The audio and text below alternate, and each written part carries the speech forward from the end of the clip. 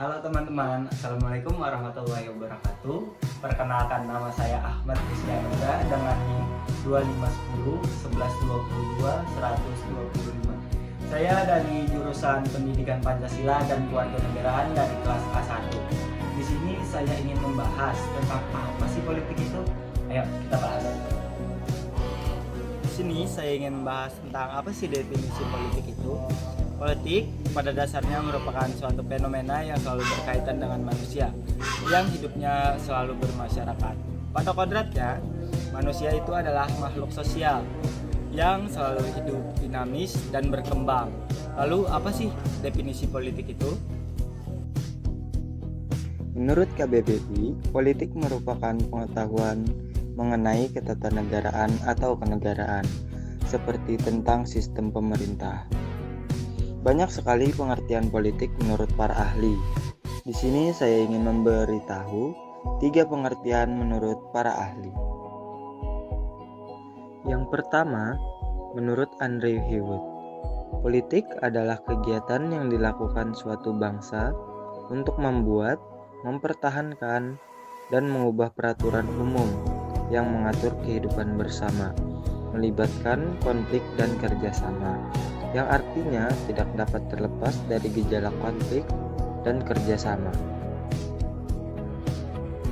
Yang kedua, menurut Miriam Budiarjo, politik adalah segala kegiatan dalam sistem politik yang menyangkut proses penentuan tujuan sistem itu dan pelaksanaan tujuan tersebut melalui kebijakan publik.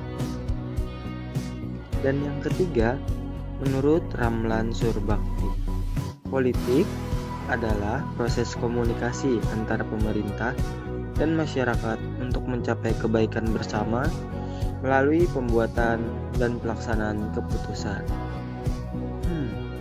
Lalu bagaimana sih sistem politik di Indonesia?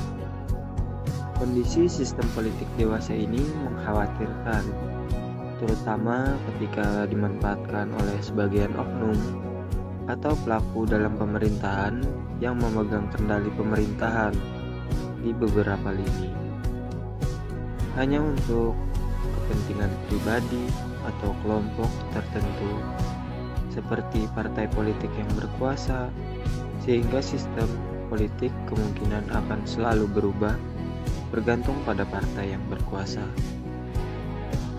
Padahal siapapun yang berkuasa, partai apapun dan dari golongan manapun, sistem politik Indonesia harus tetap sama selama masih dapat dipakai.